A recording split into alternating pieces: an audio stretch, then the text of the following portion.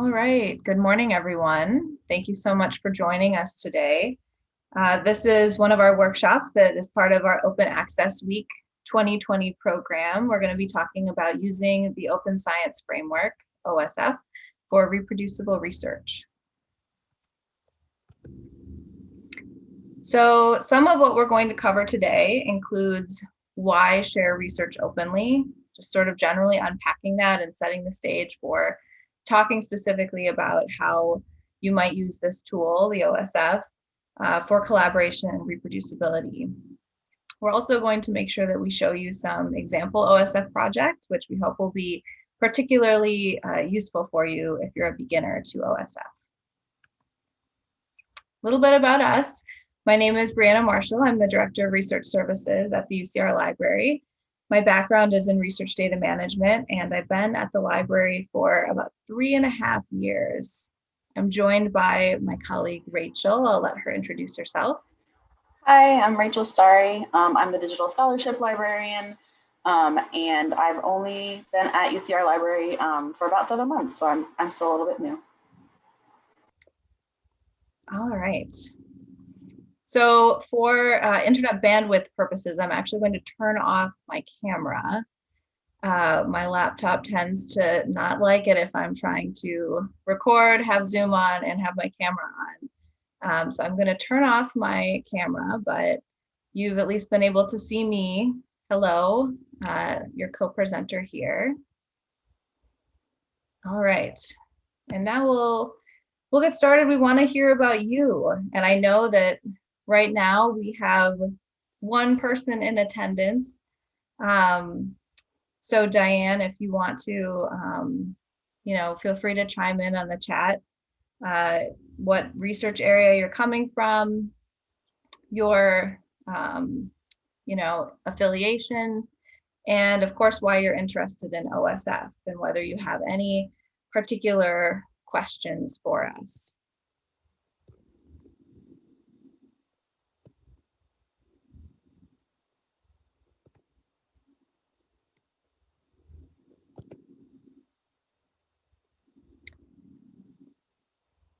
So one of the things that Rachel and I like to sort of foreground this conversation with is talking about the research life cycle.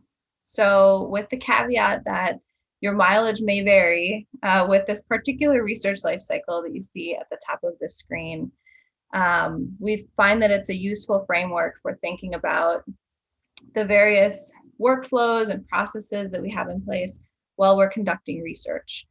So broadly speaking, you might be going through a planning phase where you're initially thinking about your research idea, you're considering your methods. An implementation phase, you're actually collecting data, you're analyzing your data. Publishing, whether that is sort of a formal method of publishing an article, or maybe you're sharing out your findings in different ways. Discovery and impact, thinking about the metrics, how are people accessing what you've shared, using social media to promote the work that you've done, and then preservation, of course. So this really applies to the final fixed outputs of your research. But of course, throughout the research process, you'll want to have had storage and backup in place to make sure that you're able to keep track of all of the various files and information that you have generated over the course of your work. What might look a little bit more realistic and familiar to some of us would be the graphic below this research life cycle. And this really, of course, only applies to the writing phase, as you can see, but we have our scholar here who is reading, writing, rinse and repeat. And that is his particular research cycle. Which is often, for many of us, of course, a little bit more frenzied than this very linear research life cycle that's listed above. So in thinking a little bit about those processes that we're working through as we do our research, why might we want to share our research openly? First of all, open research benefits society. And this is something that is sort of broadly discussed, broadly talked about. We really like this quote from PLOS, which is one of the, I would say, earlier and best known peer-reviewed journals for that's providing open access to research materials. By providing immediate and unrestricted access to the latest research, we can accelerate discovery and create a more equitable system of knowledge that is open to all. More close to home in terms of our own research agendas, open publications have been found to be cited more frequently. So this, of course, can be a really compelling reason for your own research agenda why you might want to share your work openly. In this quote that we selected, open research is associated with increases in citations, media attention, potential collaborators, job opportunities, and funding opportunities.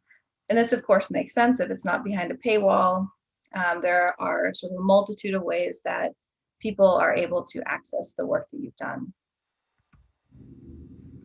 Sharing research leads to more collaborations. Again, this probably makes a lot of sense to you. If you've ever tried to reach out to someone who has been doing research in an area you're interested in, you want to learn more about, you want to build from their findings, from their data, and you reach out and you just don't hear back from them, or that data is gone, it doesn't really enable the kinds of collaborations that we might wish to have. So by sharing your research openly, it can actually create that bedrock to have deeper collaborations. And of course, the increased confidence in findings and goodwill between researchers who can build off of that work. Last, but certainly not least, is the idea that publicly funded research should be publicly accessible. In the United States, federal policies mandate the public release of articles and data for nearly all research funded by the federal government. One of the things that we want to underscore, we're talking about sharing research openly today, but we really want to make this as doable as possible. And we want to make sure that this doesn't feel too overwhelming. So we're not necessarily saying that you should remake your entire research workflow overnight, although you could if you were really motivated to do so. But really just that by making small interventions, small changes in the way that you're conducting your research, collaborating, using various tools, that you can make your workflow more open. And this is a really nice graphic that I particularly like. It does include a lot of tools, and it does, again, include a lot of those various interventions that you might make in your workflow. But again, our advice is not to feel that you need to take on all of this work, but really just to get inspired about what are some of these small changes that you might make? What are some of these tools that enable openness that you might investigate and explore? And ultimately, going into the weeds on all of these tools is beyond the scope of this particular workshop, but it is worth noting that some of these tools actually have integrations with the Open Science Framework, which is the tool that we're going to be talking about today. Challenges to collaboration and reproducibility.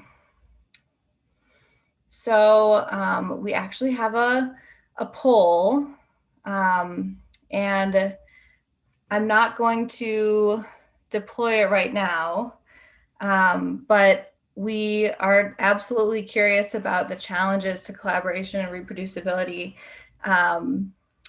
Diane, if you have any to share in the chat, any challenges that you have run into.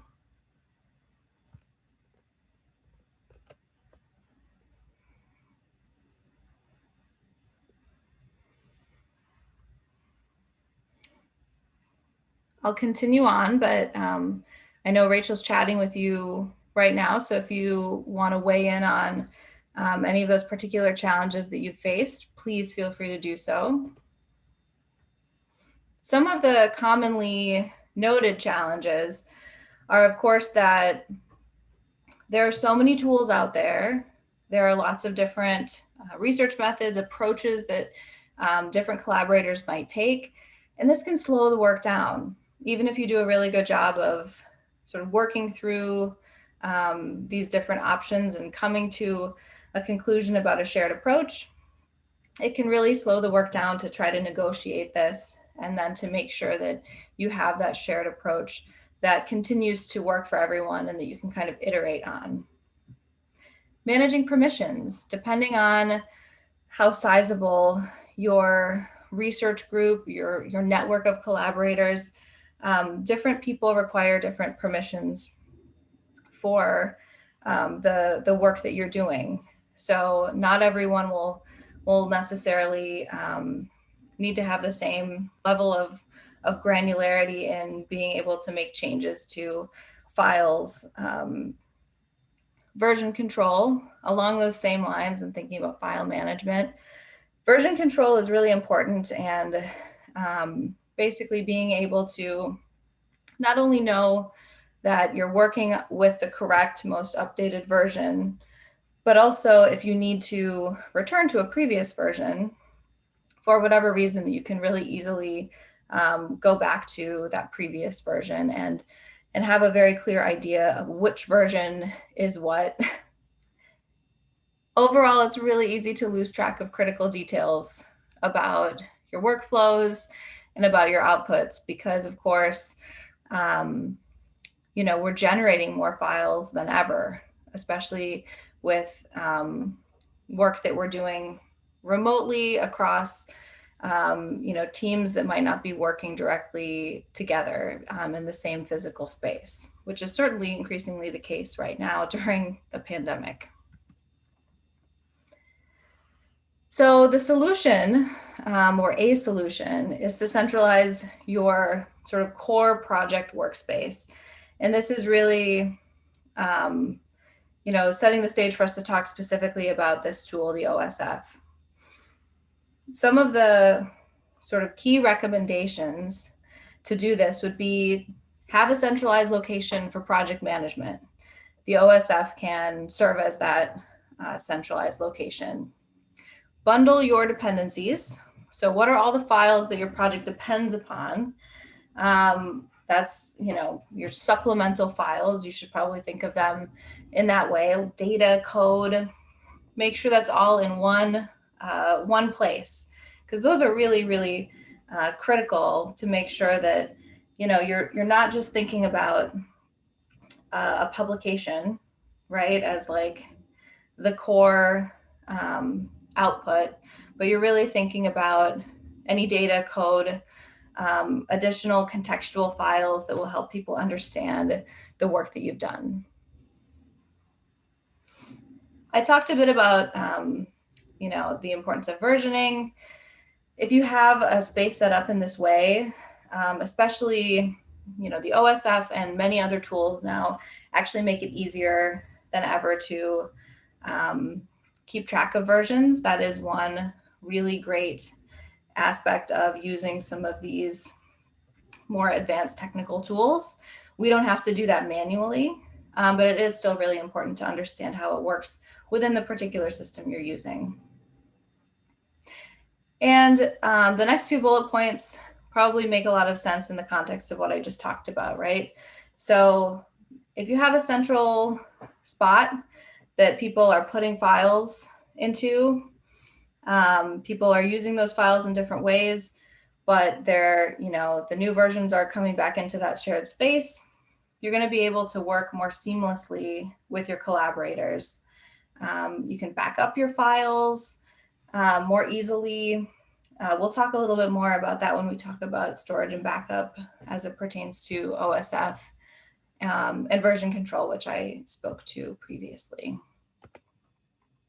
Okay, so you can tell we're like inching our way forward and thinking about the specifics of this particular tool. So this section will really delve into what is the OSF and what functionality does it have for you as a researcher? So the Open Science Framework is an open source project management platform. What we really like about the OSF, beyond the fact that it's an open tool, is that you can work on private projects. So you don't have to make your project publicly accessible and viewable unless you choose to. So this makes it a really wonderful platform for whether you're working on something solo, whether you have a few collaborators, or whether you have, again, this sort of broader network of collaborators. You're going to be able to use this tool to get all of your work organized, to figure out your workflows internally, to do that work. And then when you're ready, you can share your project files publicly. You can mint a DOI, and you can have a place to point people to make your work openly accessible. One of the things that is a little bit misleading about the OSF is that it does imply open science framework. It implies that it's really STEM focused. We want to make sure to point out that it's not just for scientists. I actually remember talking to the co-founder of the Center for Open Science and the creator of the Open Science Framework. And he had mentioned, it probably would have been great if we had called this the Open Scholarship Framework, right? So that it, indicates that broader reach. So please know that, regardless of the kind of collaboration you're working on, the OSF is a really good discipline agnostic tool to use. So some of the reasons that we like OSF, it's really flexible, it's really user-friendly. I alluded to this in the previous slide. So whether you have something you have very simple needs, or you have an increasingly complex project, you can kind of build up into using that functionality. It's not a tool where there's a really, it's really hard to figure out how to use, and by the time you figured out how to use it, you're kind of over it. You can start simple, and then as you need some of these more advanced features, you can utilize them. It can serve as that centralized project hub. You can share internally. Something I haven't necessarily spoken to yet is that it's a really great way to document your team members' contributions to projects. So we all know we've worked on large collaborations, and it can be really difficult to parse out the labor involved and the contributions involved. And that becomes very clear when you're using a tool like this, and you can really see and understand and acknowledge those contributions. I spoke to this before. You can organize your supplemental files. For so long in the research process, the paper, the article has been enshrined as the most important piece of the research that we do, but really it doesn't necessarily encapsulate all of the information that we need to make sense of that research. So using a tool like the OSF to track these supplemental files is a really critical part of making your work reproducible. There are analytics built in, automatic version control, as I spoke to earlier, and underscoring all of this, it's an open tool itself, and it's an open tool that also happens to enable open research sharing, which again is why we love to feature it during our Open Access Week program. So I'm mostly talking about OSF in the context of a research project, but we also wanted to make sure to point out that this platform has been developing other ways of supporting different types of needs that are out there. One of those needs is a place to contain meeting related information.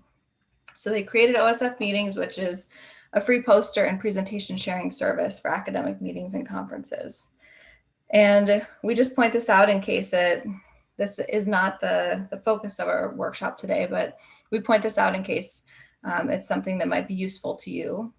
OSF Preprints is another one of their developments that they have been working on, which has a bit more of a relationship to what we're talking about today in our workshop.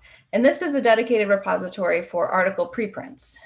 So your article, prior to it being peer reviewed, revised, being formatted in a fancy way, you can upload your preprint to this their preprint servers, and they have created a variety of disciplinary preprint platforms. So it's absolutely worth checking out, and is serving a really useful role in the scholarly publishing landscape. A few tips for getting started with the Open Science Framework. So you can create a free account at osf.io. And one thing to note, if you are affiliated with UC Riverside, we do have an institutional sign-on. So we advise that you sign on using your institutional email address, the one that includes at ucr.edu. And what this does is this allows the system to recognize your affiliation and to group you with a variety of other UCR users. And what I'm showing right now is the variety of projects. These are public projects that are publicly available, not private projects that you'd be working on, but you're actually able to browse, potentially see collaborators that you might work with who are also OSF users. So this is a really fantastic way to connect with other folks at UC Riverside. So I'm going to switch over to Rachel, who's going to take over and walk us through some of the next slides now. Yes, let me share my screen. All right. So as Brianna mentioned, you can use OSF for a variety of different, kinds of projects, and you can use it for private collaboration. So I think we're emphasizing in this workshop the ability of this particular tool to enable collaboration and reproducibility. So you can make public your projects public if you wish, and you can actually do that at any stage. So now we have some of that kind of context and background about OSF and ways to get started with it. We thought we could walk through basically 5 steps that we recommend walking through as you're starting to set up your first project or a new project in OSF. So the very first step is to select where and how you want to store your research materials in OSF. So OSF has built-in storage. Currently, they allow you to upload individual files that have to be under 5 gigabytes. And there's not currently a cap on the data storage in the OSF servers. But starting November 3rd, and this is part of the Center for Open Science's kind of long-term sustainability plan to enable them to commit to making this an open tool and to storing folks' enforcing limits on OSF storage. So actually uploading files to OSF storage, you'll be limited to 5 gigabytes for private projects. And if your project is public, you'll be able to store up to 50 gigabytes. But as Brianna had mentioned earlier, there's all these other tools and integrations that allow you to bring in external storage. So you don't have any limitations on how many of these you can add to your projects. So if you are able to store things in Amazon, Bitbucket, Box, or Dropbox, different data repositories like Dataverse and Figshare, GitHub, GitLab, Google Drive, OneDrive, and OwnCloud, all of these are places you can store things and bring them really easily into your OSF project that don't count towards those data limits. We just wanted to make a brief note here that OSF storage is not HIPAA compliant, and OSF storage, we'll look at this when we look at some example projects a bit later, but when you have the option to select your OSF storage, you want to select it for the kind of geographical location that you or your collaborators are located in. So you can select OSF storage in the United States, in Europe, in Australia, but to avoid kind of complications with data privacy laws and things like that, you'll want to choose essentially where you are in the world. So that's step one, figuring out storage. And then step two, which is kind of related to step one, is figuring out which additional add-ons make the most sense for your particular project. So most of the add-ons in OSF are storage related, but there are additional integrations that make it easier for you to kind of connect your OSF projects out to where your scholarly identity and research materials live elsewhere online. So using ORCID IDs or Google Scholar IDs. You can also integrate citation management functionality through Mendeley and Zotero. And again, all of these other sorts of storage solutions and even cloud computing integrations. So these are all really flexible additions you can integrate into your OSF projects.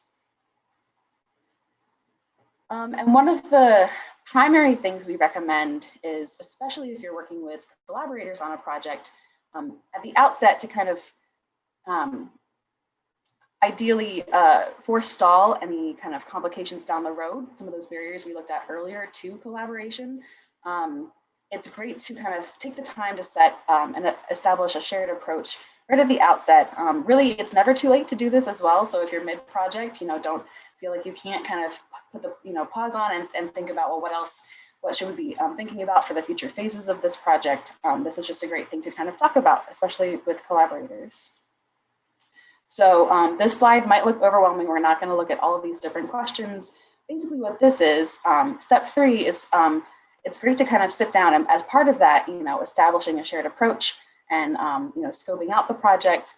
It's great to kind of ask yourself some of these questions, ask yourself and your collaborators some of these questions to help you articulate both for yourselves and for anyone coming to read your project or look at your research materials or code or data or articles in the future to help understand what the project's all about, right? So some of the kinds of questions you might ask to create this sort of project README is just basic definitions and scope. So what is in the scope of the project? What's out of the scope? Especially for collaborative projects, it's really fantastic to kind of identify who is responsible on the team for different processes. It's great to think about communication, the sorts of files you expect to generate, what file formats you'll be using, project components, where are things going to be stored? Again, going back to, what kinds of storage, what kind of integrations are you going to need? All of these sorts of questions. So we were hoping that this kind of slide could just be a resource to start thinking about those sorts of pieces of information that make it easier to set up your OSF projects.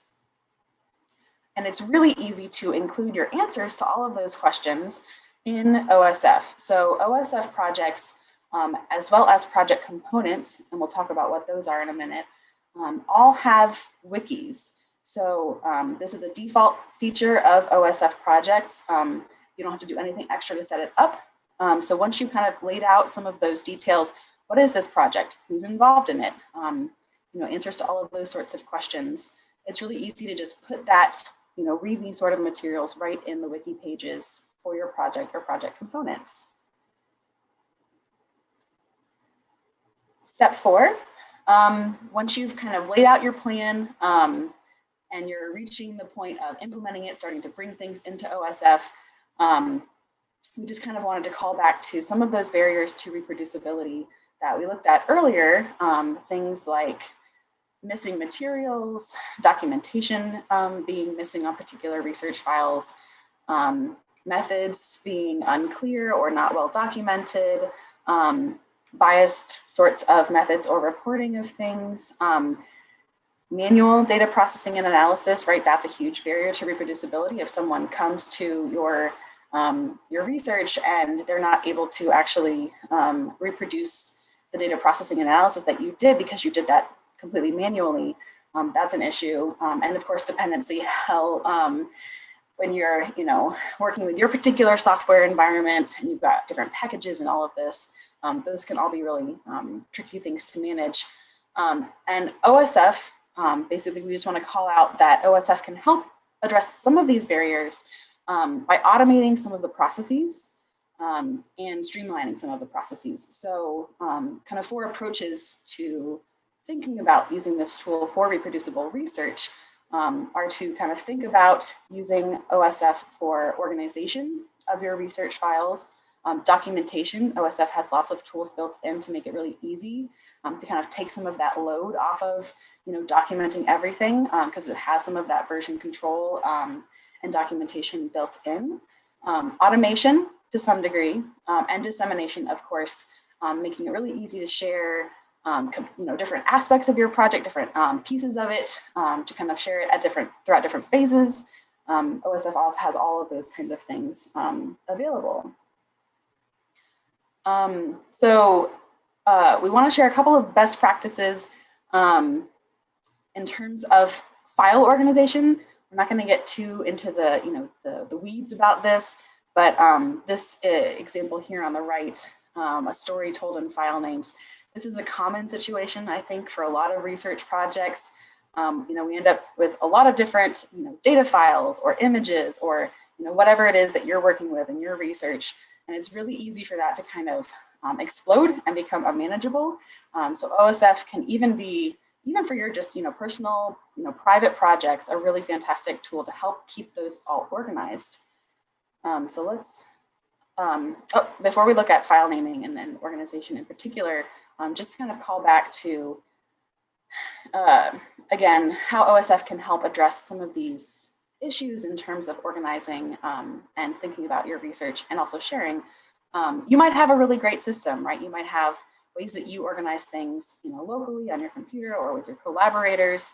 But ultimately, when it comes time to, share your research, if that system isn't transparent, if you don't have labels on these different trash cans, for example, it's unclear, what's in the yellow trash can, what's in the blue trash can. Your system might be fantastic, but if it's not clear, if it's not well documented, then it's not going to be easy for other folks to kind of understand your research process, to understand, what lives where and all of that. So in OSF, there's a couple of different ways that you can organize your research materials and files. So the first way is with folders. So this is a pretty standard, you can organize files, a bunch of PDFs or a bunch of images or whatever in folders. But you can also further organize your research projects using what are called components. So a component is more like a sub-project. So OSF lets you categorize your components as different things. So you might have a documentation component or a data component or an analysis component, or you can just have general, and essentially this is just an additional way to help you organize your materials, and you can do with them whatever you want. We'll actually look at some examples of how people use components very differently in different kinds of OSF projects. But basically components, you can kind of think of them as little mini projects. They have their own privacy and sharing settings. They have their own wikis. You can have particular add-ons just within one component of your larger project. You can mint DOIs specifically for each component, and you can also register components on their own. And we'll talk about what registration means. It's essentially kind of freezing or archiving a component of your project. So that can be really helpful, for kind of depositing or at different phases in your project, creating a kind of frozen snapshot to further enhance the kind of reproducibility and transparency of your whole process. So a few general organization tips, especially in a tool like OSF, where it is so easy to bring in so many different add-ons and integrations, things, again, you might have a great system, but it can get really unwieldy really fast. So we would recommend focusing on a limited number of components. So we'll actually see a project where they don't follow that recommendation, but for a very good reason. So we'll see that in a little bit. But in general, you're going to want to avoid having too many components for the sort of, kind of scope of the project that you have. It's great to use components for kind of the broader topics, and then use folders within components for more kind of nitty-gritty file management. We'd also recommend, rather than saying, well, I have all of these CSV files or spreadsheets, and then I have all of these images, and I have all of these, article PDFs, it might work to organize them by file type, but it might also be easier for folks to find materials for you and your collaborators, for people who are coming to your research later, to access the materials if they're actually grouped by, project phase, or what they really are. So similarity function, rather than just saying, here's all the PDFs, here's all the CSVs. And while deep, intricate, kind of nested folders within nested folders can make it really easy for you kind of to classify and organize things, it does make it harder to find things later on. It can be really helpful as well to distinguish between the things that you're currently working on, so active work folders, and past completed, aspects of the project, or, chunks. So again, components can be really great for kind of parsing out the different phases of a project, as well as different, types of research materials, or, mini projects within your larger projects. And again, it's great to kind of have these conversations with your collaborators, with your students, with whoever you're working with, and identify a point person who is responsible for this, right? So especially on larger collaborative projects, it can be really helpful to just empower one person to follow through and do the cleanup and, organize things into the different components and the system that you have decided on for your particular project.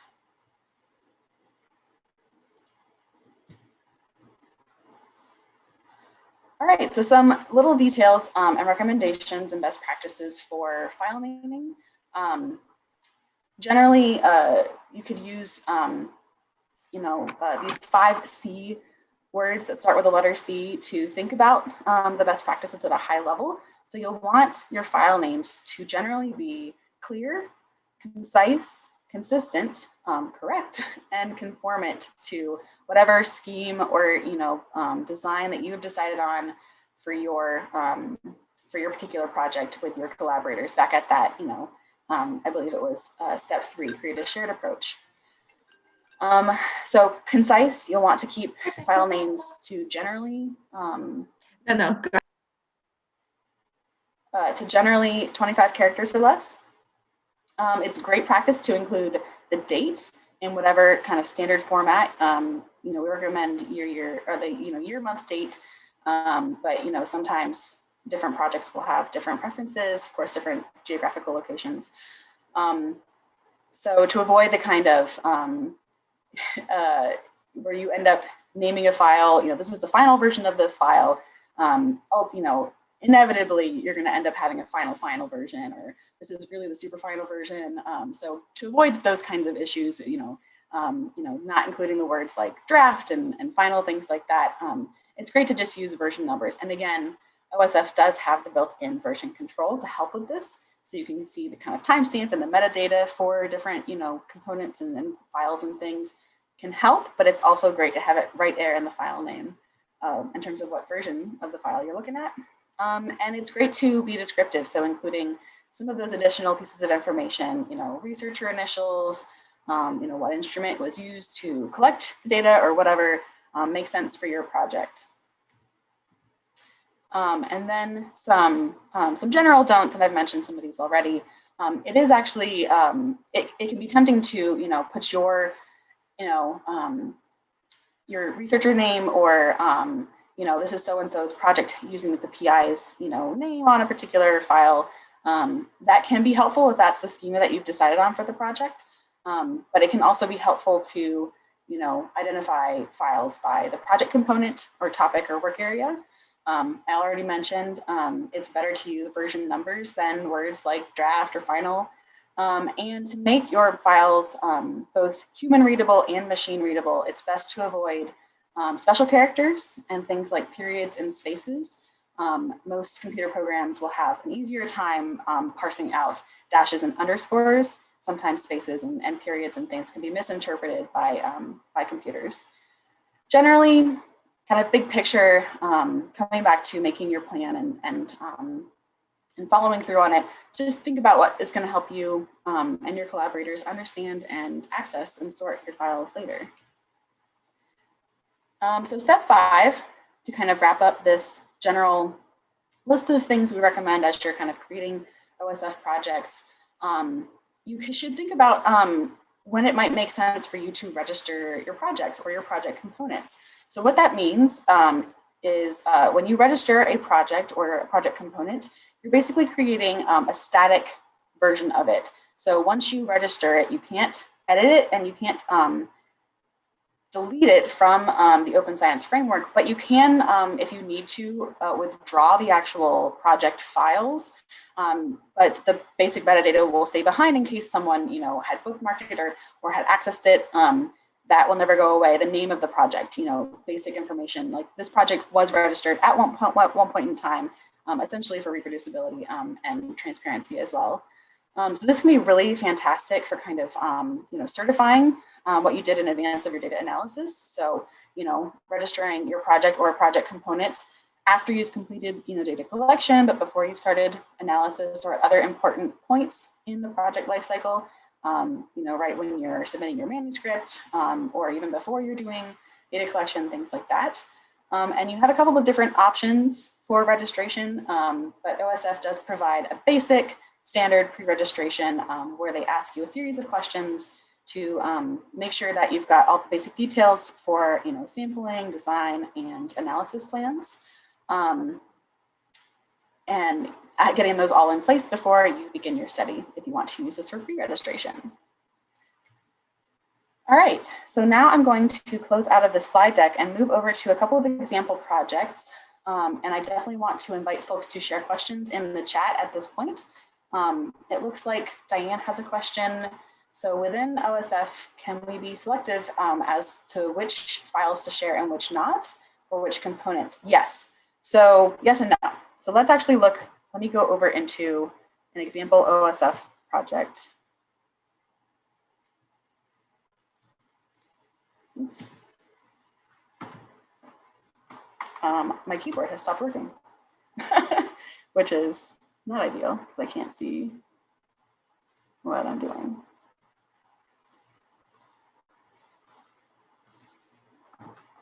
Okay. That is very odd. I apologize, I'm having some technical difficulties. So I'm actually going to stop sharing very briefly and then I'll move back into screen share. Something odd happened with the, I believe Google Slides has frozen on me, actually. Okay. My apologies, let me reshare my screen. All right, so now we're looking at, we had 3 example projects that we wanted to take a look at. So in terms of sharing different project components and files, so you cannot select at the level of the file. So actually this is the OSF interface. This is a really large, collaborative, well-known project. So it might look different than other projects that we'll look at. I'm going to just scroll down real quick to answer this question about privacy and sharing to the files. This is the storage section of the interface. So here we can see that this project is using OSF storage that's located in the United States, and they have all these different files in here. So you're not able to change the privacy sharing of, whether individual files are public or private. You control sharing and privacy at the level of the entire project. So this entire project is public. And you can also control sharing at the level of project components.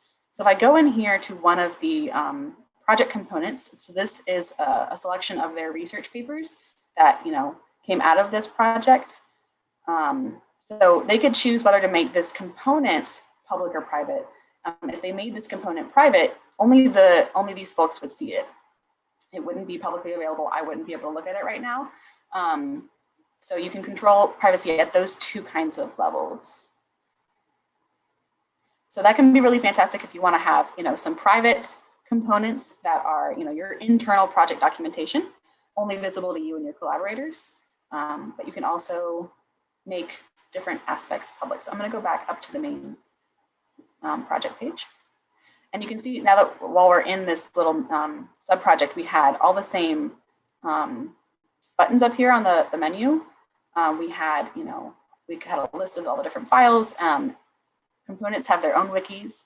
So what the wiki is again, a great place for you to include all of that README information, just basic definitions and aspects of the project, the scope of the project. And in fact, you can have more than one wiki. So you can see here that this project has a lot of wikis because it's a really big, it's a massive project. So they have particular wikis for, team members, listing the different studies that have come out of it, et cetera.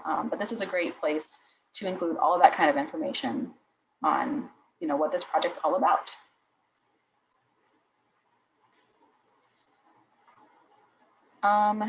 If we go back to the main page of the file or the project, we can also see that we have some basic information. So all projects will have this basic information. So we can see which institutions are affiliated with it. We get information on when this project was created and last updated, basic description, and you can apply different kinds of licenses. So there's a variety of, open licenses that you can apply to your research materials when you decide to share them or make them public. And then OSF provides an automatic recommended citation for your projects and different project components. You can tag your project with different tags that will enable it to be findable if people are browsing OSF and looking for projects under particular topics. And here is where, as Brianna mentioned, OSF has this kind of built-in functionality to track all of the team members' contributions. So literally every change that you make to a project, whether that's creating a new wiki page, updating a wiki page, uploading a file, all these different things get tracked automatically. So we can see, when somebody did which change, which version number, a wiki is on, when it gets changed, things like that. And it does this all in the background. So it's really easy to kind of go through and see, who did what when, if you ever have those kinds of questions. So let's look at another kind of project. So this is the one where, so this is a project where researchers are trying to create a kind of repository of CT scan data of fish, hashtag scan all fish. So this project's a little bit different than the one we just looked at. Obviously, it has fewer contributors. Some of the components have additional contributors, and it serves a slightly different function. So it's a repository of all these different fish scans, different than kind of the reproducibility project, which was a repository essentially of all of their reproducibility studies. So here we'll see there are actually a lot of components. So like a lot.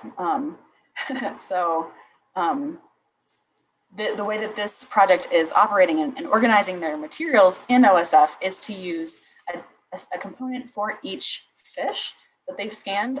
So that actually makes it really easy to browse and see the different components of the project.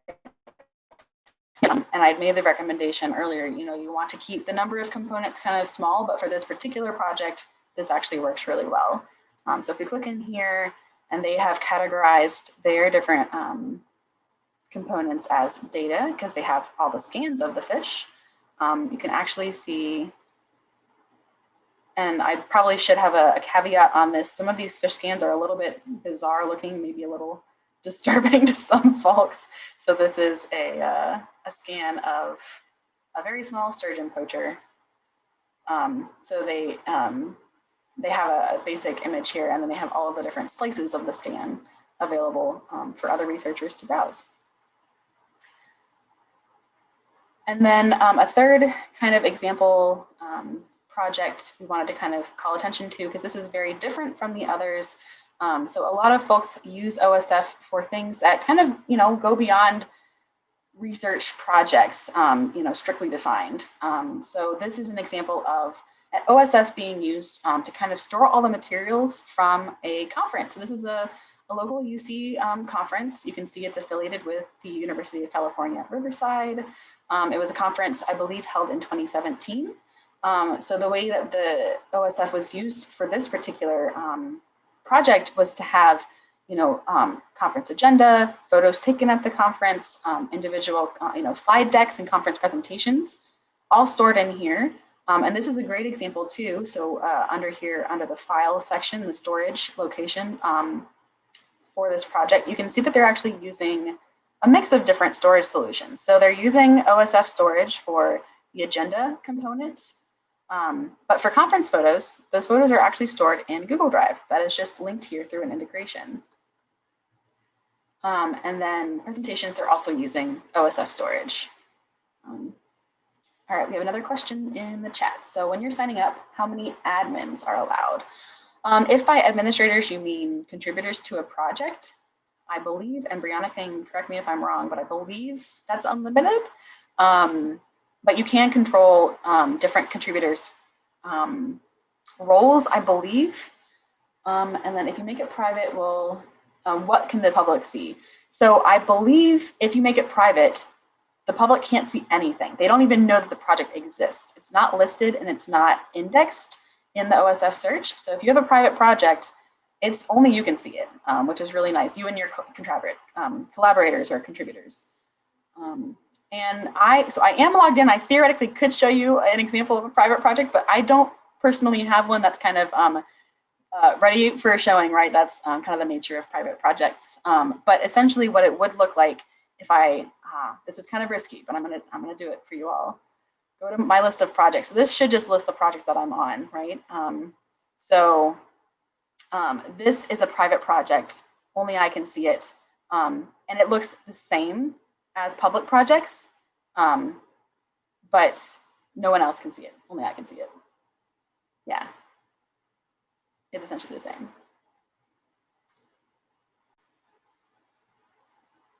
Are there any other questions about OSF, about the interface, about how you might use it?